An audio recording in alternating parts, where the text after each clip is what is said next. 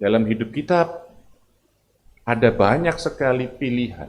Bahkan setiap langkah hidup kita, setiap saat hidup kita berisi dengan pilihan-pilihan.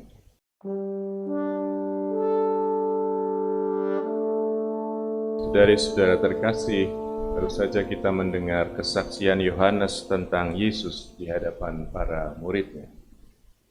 Di situ terlihat perbedaan yang mencolok, tegas ya, antara atas dan bawah, surga, bumi, juga terang dan gelap, percaya dan tidak percaya. Dan di pusat dari distingsi atau perbedaan itu adalah pribadi Yesus sendiri. Pewartaan Yohanes mau mengatakan siapapun yang percaya pada Yesus berarti juga menerima Bapa, menerima juga kasih Bapa. Ini senada, sejalan dengan apa yang dikatakan Yesus sendiri di bagian sebelumnya dari Injil yang sama, bab yang sama, ketika Yesus bicara dengan Nikodemus. Maka saudari-saudara terkasih, kiranya pesan bagi kita hari ini sederhana dan cukup jelas. Kita diajak sekali lagi untuk percaya akan segala pewartaan tentang Yesus, percaya akan Yesus, percaya akan Allah dan kasih-Nya. Dengan demikian kita akan memiliki, menghayati hidup kekal itu. Nah, tetapi kita tentu juga sadar bahwa dalam konteks beriman kita, percaya tidak pernah merupakan suatu hal yang sederhana yang ya cukup di kepala. Oke, kita timbang-timbang secara logika, secara rasional, masuk akal, oke, kita terima. Tidak juga bahkan itu berhenti di dalam hati kita. Saya sungguh-sungguh meyakini, saya sungguh merasa yakin dalam hati saya.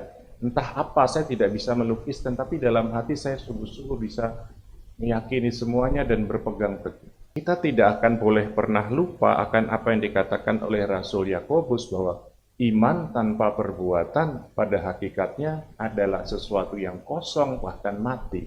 Maka apa yang berikutnya dibutuhkan, diminta, dituntut dari kita adalah, lalu dalam bahasa Injil tadi dan juga dalam bacaan pertama, ketaatan. Ketaatan kepada Allah. Ketaatan untuk selalu melakukan apa yang menjadi kehendaknya.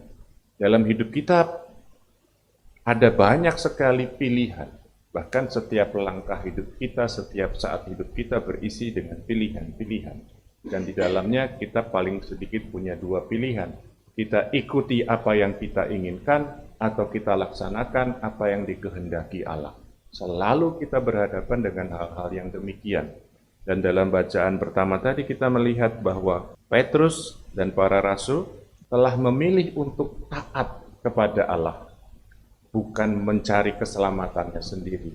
Bahkan dengan berani mereka katakan, kita harus lebih taat kepada Allah daripada kepada manusia. Itu di hadapan orang-orang yang punya, dalam tanda kutip, kuasa untuk menangkap dia, mungkin juga menyiksa dia seperti Yesus, membunuh dia. Tetapi dengan bahaya atau risiko sebesar itu pun, Petrus sungguh-sungguh tetap taat kepada Allah. Saudari-saudara terkasih, percaya kepada Yesus berarti juga percaya kepada Bapa, menerima Bapa dan kasih-Nya, dan tentu saja kehidupan kekal. Tetapi tidak sesederhana itu, karena kita harus hidup taat kepada Allah. Seperti Petrus taat kepada Allah, bahkan seperti Yesus sendiri taat kepada Allah.